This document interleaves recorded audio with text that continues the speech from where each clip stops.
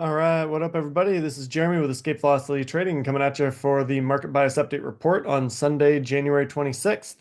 Diving right in, looking at a recap of last week's trading. I did dive back into my trading after taking a week off and ended up having a really hard time getting a bead on the market. Did a number of day trades here, ended up winning on four, losing on five, ended up actually taking a loss of about 17,375. So one of the worst weeks that I've had in a while here.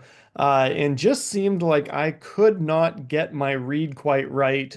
Seemed to be getting faked out on my signals, and then as soon as I would get in, I would watch the chart immediately reverse and fake out, regardless of whether or not my trading system and signals were signaling a buy. So that was quite frustrating. Every once in a while, that does happen. Right now, diving into the charts, looking at the S&P 500, you can see that we have pushed back up right to the upper end of our resistance here. And we had a fake out over the last few weeks. Bears did come into play. We had kind of a potential topping pattern that got blown out of the water. We then pushed back up into resistance. And now we are basically sitting at a point where we are overextended on the daily chart. Anytime you've moved this many days in a row off of the lows, it's really hard to want to dive in and chase that price action. Now, that said, we are still within a neutral range. We have tested down on the support level here a couple times. Now we have tested up to the upper resistance a couple of times. So this could go either way. My hunch is that we are going to see a small pullback and or just some consolidation for a couple of days, especially leading into Wednesday's FOMC meeting because the Federal Reserve is having a meeting on Wednesday. And it makes some sense to me that the market will probably hesitate a little bit going into that meeting. Now, that is not because we don't know what to expect from the Fed. It is widely anticipated that the Fed is going to pause their rate adjustment cycle here on Wednesday, so we shouldn't be receiving any kind of surprise in that regard. But the market is probably going to be very laser focused on whether or not they signal any potential shifts for future meetings. So that is going to be the name of the game. We also have a ton of important companies reporting earnings this week. We are moving out of bank earnings now and moving into some of the tech sector, some semiconductors and things like that, companies that have to do with AI and other influential, impactful parts of the market. So it'll be interesting to see what happens on that. In terms of overall earnings, I think the biggest day this week is going to be on Wednesday with Tesla and Microsoft and a number of others within that tech space. So just be cautious if you are trading any of those companies. Maybe take a pause and wait, even if they do have good setups, until after earnings has passed, because we do not have an edge as traders typically going into earnings. So with that, again, looking at the S&P, honestly, we are just kind of pressing right up into resistance. I am not super interested in this chart where it is now. If we do pull back, it's probably not going to be a deep enough pullback by my estimation to warrant trying to short. And if we do break out, I'm not going to be really interested in that because I think we are overextended in terms of just the pure number of days that we have gone up from testing this lower end of the range, and it does need some time off. So the S&P is kind of a meh to me right now. If we go out to the triple Q for the Nasdaq, you can see here we actually have had 3 days of consolidation. There is a little bit of room to be able to take to the upside here for a very quick, tight day trade, but it's kind of in the middle of the range, and it's hard for me to want to do much with that as well. Going out to IWM, this is probably the most interesting one to me. If we set an alert at 230, let's say 65, somewhere right in there, a break above the last 4 days of consolidation would also break and clear above the 50-period daily moving average, as well as our diagonal resistance. And there would be some room, excuse me, to play to the upside as a potential catch-up trade. So I'm mildly interested in IWM. And then if we go out to the Dow Jones looks to me very similar to the tech sectors. where we've pushed high. We're not quite to all-time highs there, but close enough. There isn't much of a window, and I'm not super interested in that area of the market as well. Our RSI is also showing overextended to the top side already on this, so some sideways action or a slight pullback is likely in the Dow Jones. Going out to IBIT to track our Bitcoin ETF. Here we are lining up a potential all-time high breakout. If we broke out above 61.75, that would correlate to a breakout on spot prices for Bitcoin. But I have a hard time thinking that Bitcoin is going to actually break out of this range until we get some kind of catalyst. Now, the obvious catalyst that the market has been kind of hesitating and waiting for is wondering if President Trump is going to actually hold up to his promise in terms of trying to create a Bitcoin reserve for the US.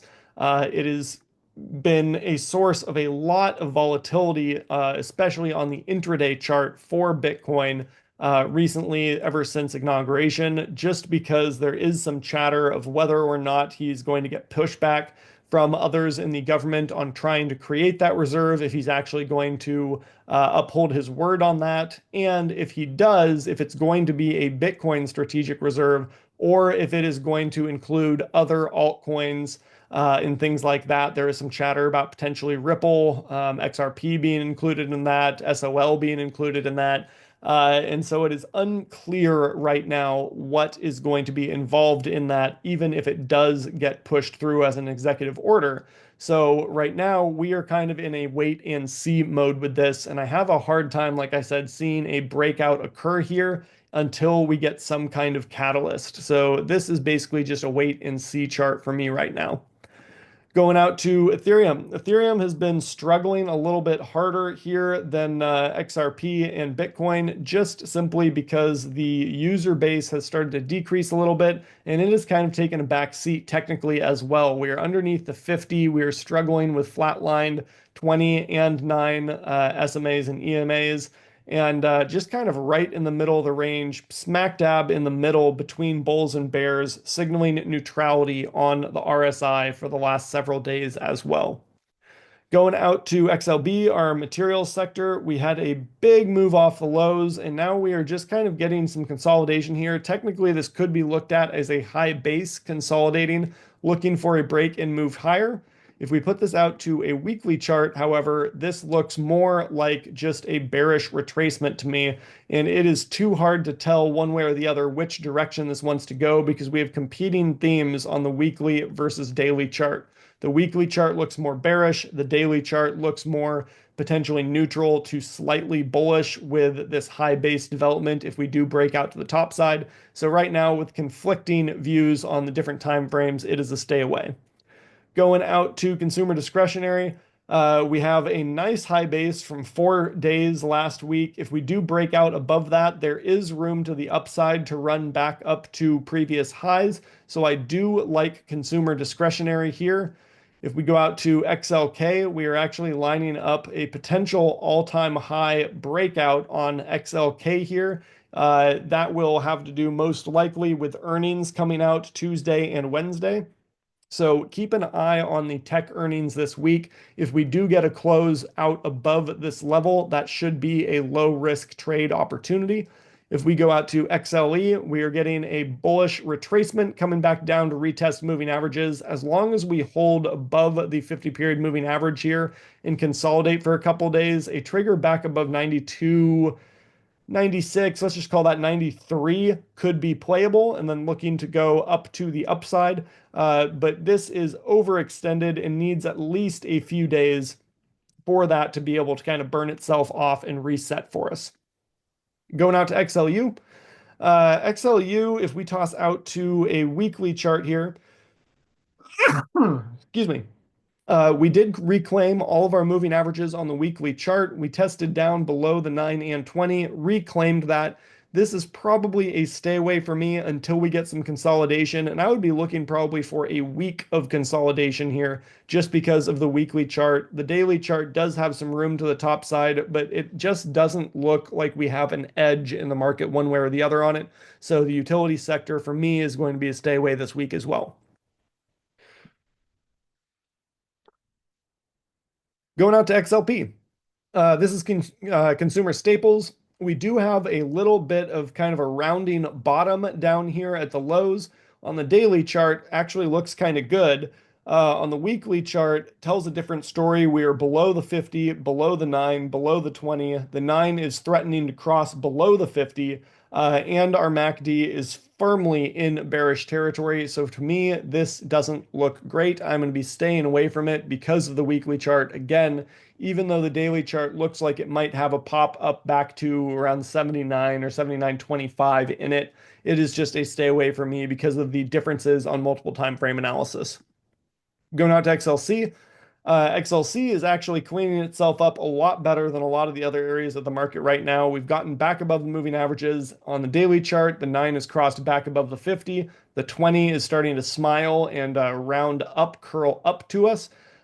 We've crossed back above our diagonal resistance line there. And if we toss this out to a weekly chart, you can see whereas a lot of the other weekly charts broke down and were below the 9, below the 20, sometimes even testing or below the 50, this held the 20 period moving average and is back above all of its moving averages. So I really like the look of communications here. I think it is one of the strongest areas of the market going into this coming week. Going out to industrials. Industrials, if we toss this out to a weekly chart, you can see we did break down below the 9 and 20. Our moving averages did cross temporarily. We are back up above. Right now, I think we are just kind of in no man's land where we've pushed too high off the bottom to really make a trade here this week. We probably need about a week off for it to either pull back and retest these moving averages as support, or to continue up 1 or 2 more days to retest the highs and then start to pull back. So right now, this is a stay away from me because we don't have a clear direction in play. We are overextended on the daily RSI as well, so that is something to be considering. Going out to XLF, we do have a high base here of 4 days after a nice strong move off of a really important support level. Bank earnings over the last week or 10 days have come in really, really strong. So that has been really good for this area of the market. We are starting to show signs of being overextended on the daily chart. So another couple of days of consolidation here before a breakout would be super helpful, or moving up to retest this all-time high at 51.62 and then giving a slight pullback back into the rising 9. Probably not going to play the break of this initially unless we have a little bit more development here. Going out to XLV. On XLV, if we draw in our diagonal resistance, we can see that we've gotten back above that. We've cleared back above all of our daily moving averages except for the 200. We have a little bit of room, maybe 1 or 2 days movement to get back up to the daily 200. If we toss this out to a weekly chart, we can see this more so as just a bearish retracement. So until we get back above and close above 147, marking our moving averages on the weekly chart, I am not going to be super interested in this one way or the other. With that said, we are showing overextended to the downside on the RSI on the weekly time frame, and we are starting to get a curl over and potential bullish cross signal on the MACD on the weekly chart. So mixed signals on the daily and weekly. So that means, again, you guessed it, I'm going to be staying away from that area for the time being. Going out to XLRE, not interested in this area of the market at all right now. We have way too much overhead resistance in terms of our horizontal resistance here, not only from the 50 period SMA, but also a very important and very strong overhead resistance zone here just above $42. So this is a stay away for me going into the next week. Going out to gold, we basically came back up, basically ticked right at our previous high, and right now looks like it needs to take a little bit of time off. So I'm not super interested in anything outside of my longer term positions on gold this week. Silver, on the other hand, has consolidated towards the lows and looks to me like it might have a catch-up trade brewing. So keep an eye on silver. If we toss this out to a weekly chart and zoom in a little bit, basically getting back above 28.32 or 28.35 is going to be our line in the sand on the weekly chart. That would also put us on the daily chart back above our diagonal and above all of our moving averages. We aren't over bought on the RSI quite yet, The MACD is showing a little bit of slowing momentum, but that can pick up again really quick if we do get a breakout. So again, a breakout of 28.35 would be considered go time for silver. And finally, for our charts, the dollar has been slowing down its momentum. We actually have pulled back into the 50-period moving average.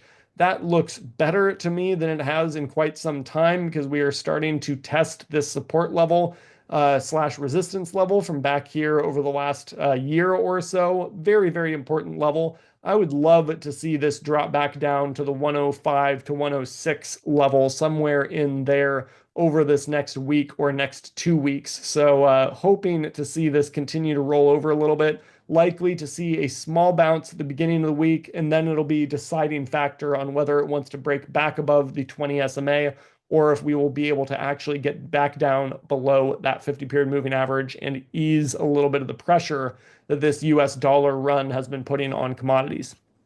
Now, going out and looking at our heat map, this is a heat map showing the percentage gain and loss over the last 1 week in the market. You can see a lot of money moving back in, especially into big tech. So Nvidia, Avgo, Microsoft, Oracle, Amazon, Google, Meta, all of those up 2, 3, 4, 5, 6, sometimes even 7% or more.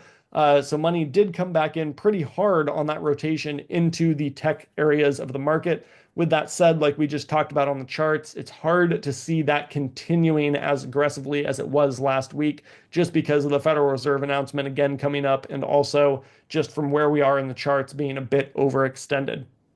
Going out to our economic calendar at Forex Factory, looking at the week ahead.